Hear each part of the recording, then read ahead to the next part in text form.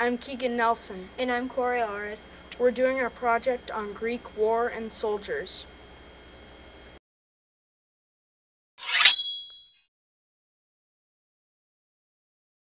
Greek heavy infantry used spears and swords for weapons. For their shielding, they had big round shields, greaves for the shins, metal chest plates, and helmets to protect their head. For melee weapons, Spartan light infantry used throwing spears called javelins and short swords.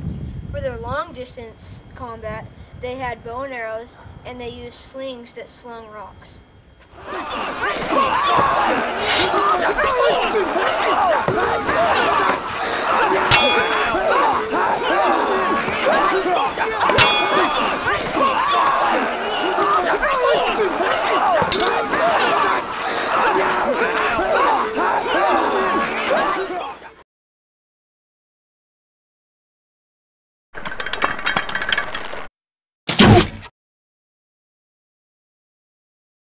In the case of a castle siege, Greek soldiers would push siege towers up to the walls of the castle so archers could shoot down into the fortress.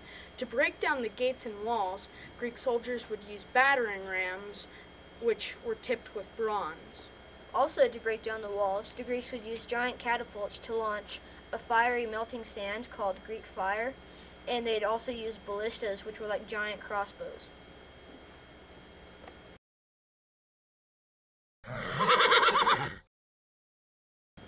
The chariots were mounted with archers, and the chariots were pulled by 2 horses.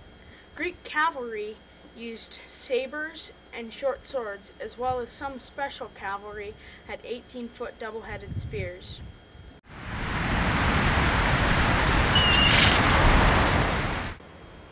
Ships called triremes, which were boats with 3 banks of oars, had giant battering rams on the front of the ship. They'd try to ram the enemy's boat into the side, which was the weakest part. Archers would then pick off any men who fell in the water and would pick off men on the deck as heavy infantry boarded the enemy ship.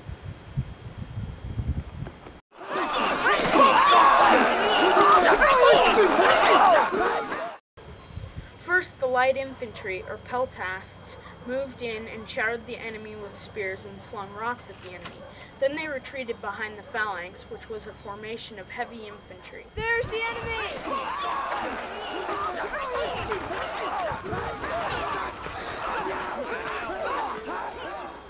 Then, the cavalry would attack the enemy from the sides and shower them with arrows.